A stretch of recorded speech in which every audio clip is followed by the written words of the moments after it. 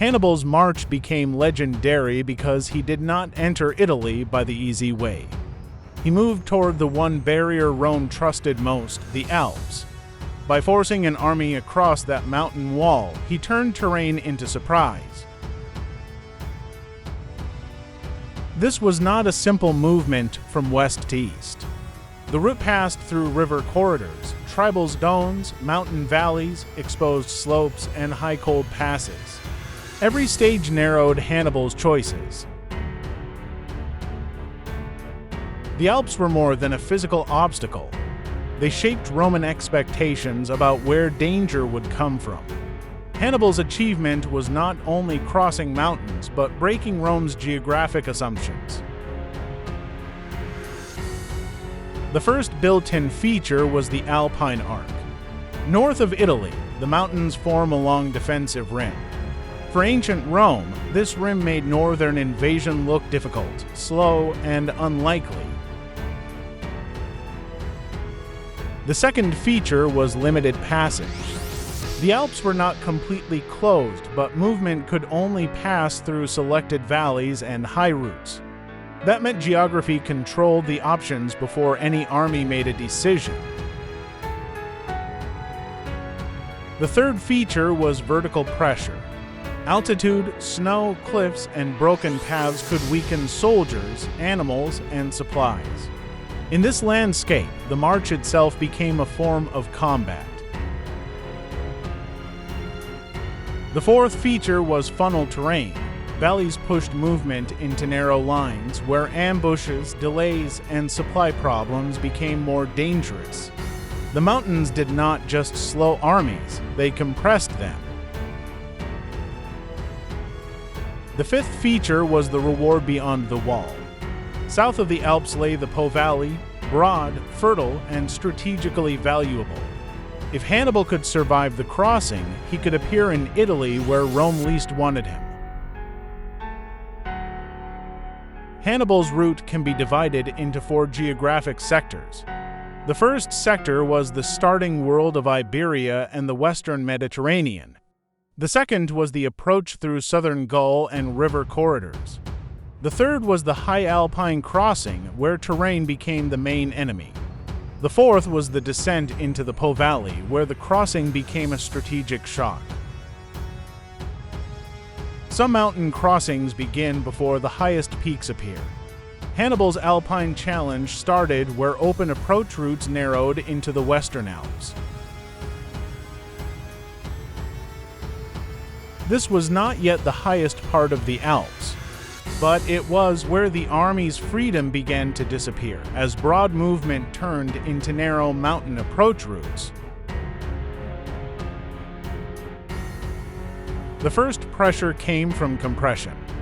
Once Hannibal entered the Alpine zone, valleys and slopes began to control the army's direction.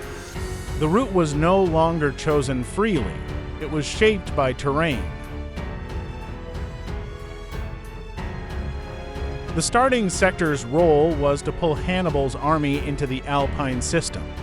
Here, the crossing changed from a campaign march into a mountain operation where valleys, local resistance, and limited routes began to decide the movement.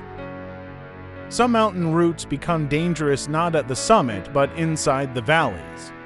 For Hannibal's army, the inner Alpine corridor turned movement into a narrow, controlled passage. This was no longer open approach terrain. The route entered the Quares Valley system, where river lines, slopes, and ridges began to squeeze the army into limited paths.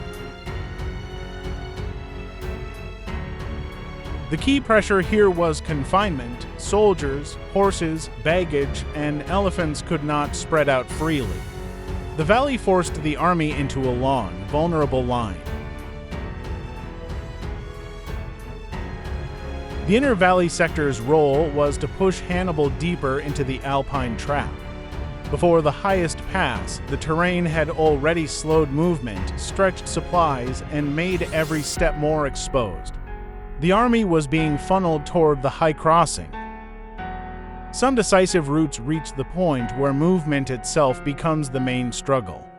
For Hannibal's army, the High Alps were the hardest sector of the crossing. This was the highest and most dangerous part of the route. Here, the army left the inner valleys and faced steep slopes, cold air, unstable ground, and a narrow pass environment. The real challenge here was not speed, but survival. At the high pass, snow, rock, cold, and narrow footing turned the crossing into a physical ordeal. The mountains were no longer guiding the army, they were breaking it. The high pass sector's role was to test whether Hannibal's army could force a path through the Alpine barrier at all. This was the point where altitude, cold, and terrain caused the greatest strain. Crossing the summit meant surviving the worst part of the mountain system. Some mountain crossings are not finished at the summit. For Hannibal's army, the final challenge was the descent, where survival had to turn into strategic arrival. This was no easy release from the mountains. After the high pass, the army still had to move down steep slopes into the upper post system, while men, animals, and supplies were already weakened.